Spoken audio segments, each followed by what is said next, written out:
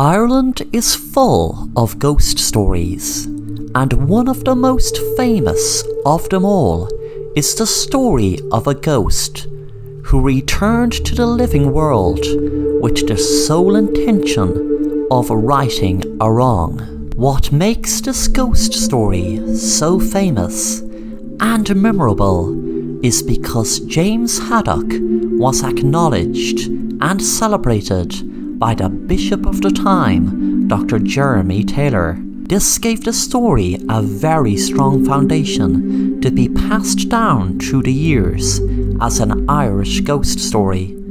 James Haddock was a farmer who lived outside of Belfast.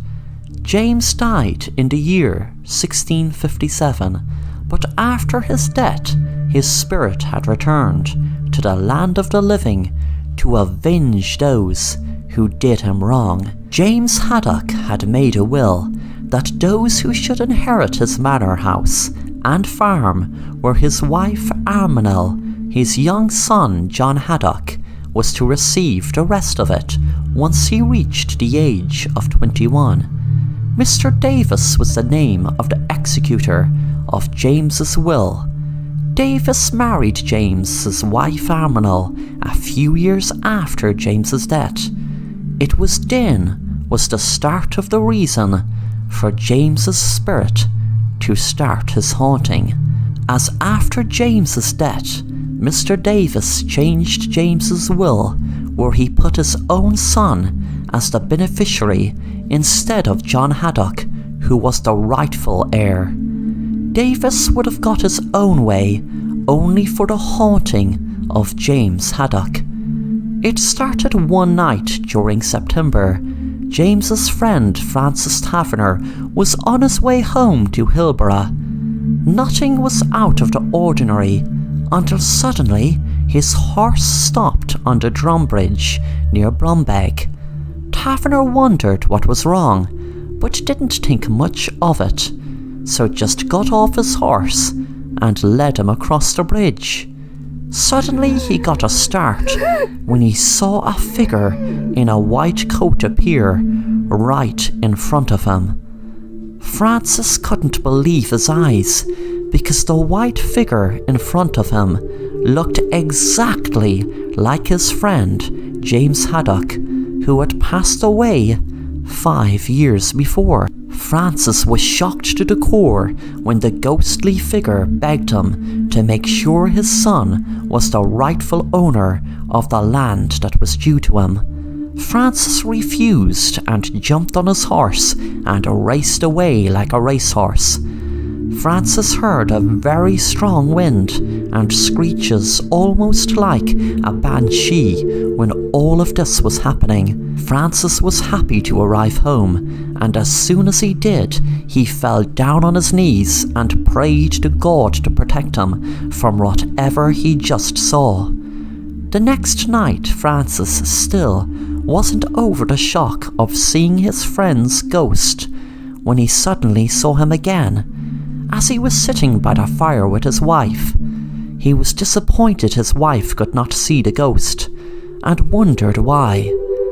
James Haddock begged and pleaded with Francis that he has to go to his wife to persuade her to make sure his son gets what is due to him and what is rightfully his.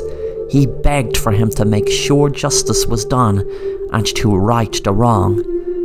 Francis once again refused to offer any help, and due to it, he was visited by James Haddock's ghost every single night for a month.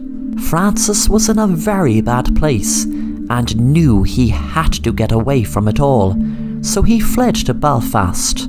But to his horror, the ghost had followed him. He didn't know what to do. The ghost was getting more and more aggressive and was now demanding Francis go back to Arminel and punish her in the worst way for her terrible treatment of their son John. Francis was shocked and scared more than ever, as the ghost warned him that if he didn't do what he was told, there would be extreme measures taken.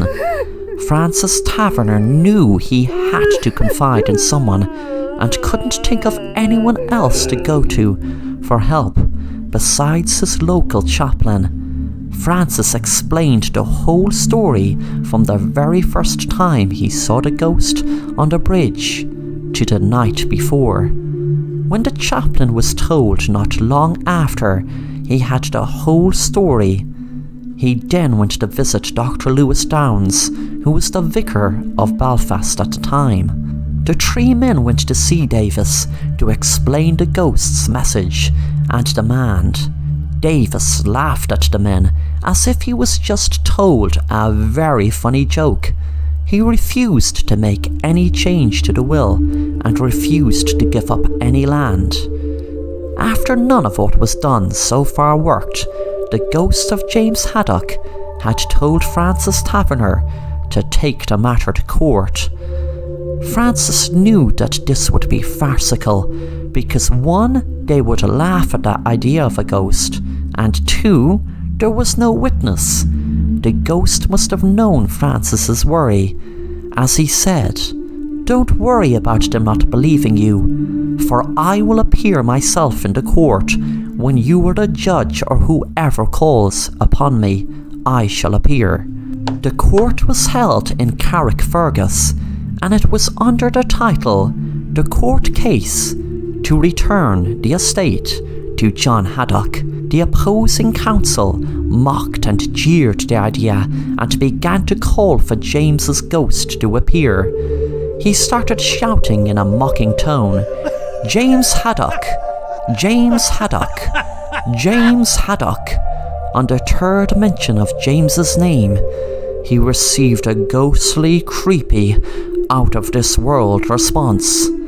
Reports circulated that then, in that very moment, there was a huge clap of thunder, and the courtroom shook as if there was an earthquake. And to make matters worse, a hand appeared in the witness box, and a voice from beyond this world asked, "Is this enough?" After that, the court case was settled almost immediately. Davis left the courthouse, where crowds of onlookers shouted abuse at him. He just wanted to go home, but he never did get home. The reason Davis never reached home is because as he was riding home, he was thrown violently from his horse and broke his neck. It was after this day Francis Taverner never saw the ghost of James Haddock again. The tale of the ghost and everything that came with it was the talk of the town and reached all corners of Ireland. It was then that Bishop Jeremy Taylor put it in writing that the ghost was true. The bishop said that James Haddock's ghost was the only ghost who ever answered a summons in the court of law.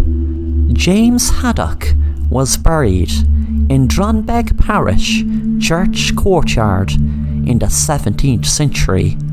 It is said throughout history that his tombstone will never ever stand up straight. Even when it is moved upright, it just falls over.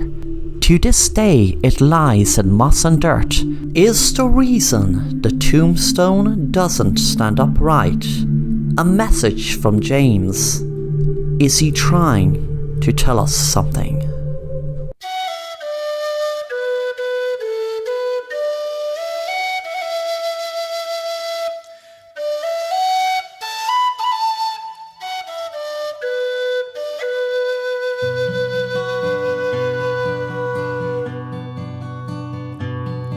Of all the money that e'er I spent it in good company, and of all the harm that e'er I've done, alas, it was to none but me. And all I've done for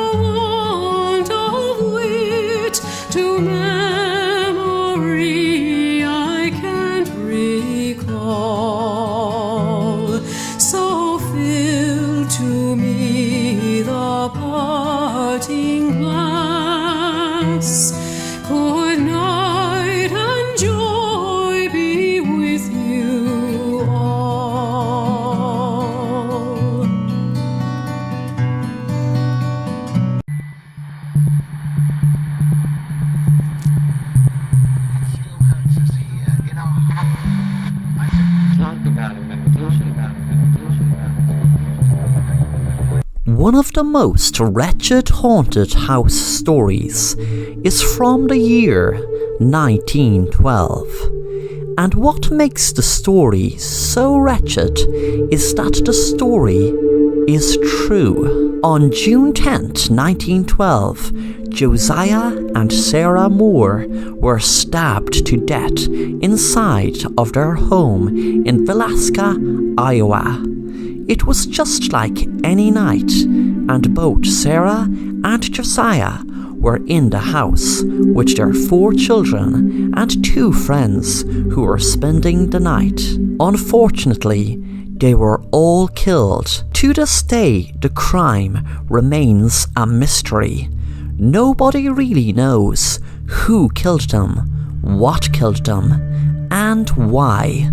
Were they just a random target, or was there some reason? No matter what reason, there was no justifying the horrible murders that took place inside the Moore home on that horrifying night back in June 10th, 1912.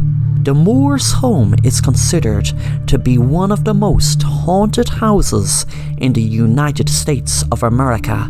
But just like most paranormal experiences that happened in certain places and murders and hauntings, there are always certain people drawn to them places. People pay $400 to stay for one night inside the Moore home. There have been paranormal tours, but they have been cut short by children's voices, falling lamps, moving ladders, and flying objects, says the Villisca Axe Murder House website. One of the worst events that had happened in the house since the murders was when a paranormal investigator stabbed himself after spending the night. As the Villisca Axe Murder House website states, skeptics have left believers.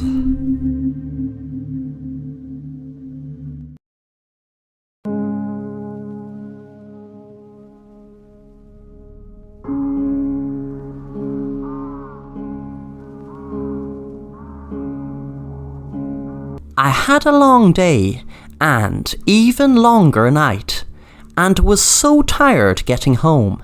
I knew that my husband would be fast asleep when I got home. I crept upstairs quietly and got dressed for bed, then crept in, not to wake my husband. I was just about to go to sleep when I heard something.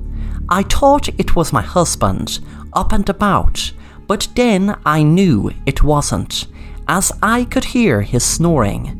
Thankfully, my husband didn't snore loud, but I could hear his faint snoring, which told me he was definitely asleep. I had no pets, so it couldn't have been a cat or a dog. I froze in my bed when I heard another noise. This time, it was in my room. I didn't move and opened my eyes just a fraction. I could see a dark figure across my room wearing a ski mask. The figure was over by my jewellery. My heart thumped in my chest and I felt like screaming, but didn't want to advertise I was here. I knew, of course, whoever it was had seen me, but I closed my eyes and pretended to be asleep, hoping they would leave and I could wake my husband and lock the door and call the police. I didn't want them to know I was awake for fear of some altercation where anything could happen.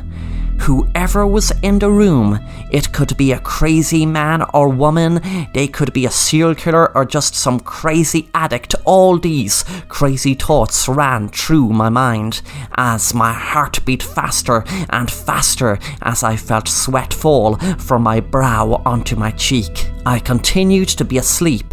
I could hear footsteps on my carpet, but couldn't figure out which part of my room they were coming from. Suddenly, they stopped. I listened intently for more movement, but heard none. I hoped and prayed whoever was in my room were making their way downstairs now and would leave my house immediately. But I froze in fear when I heard a sinister voice in my ear say, "I know you're awake.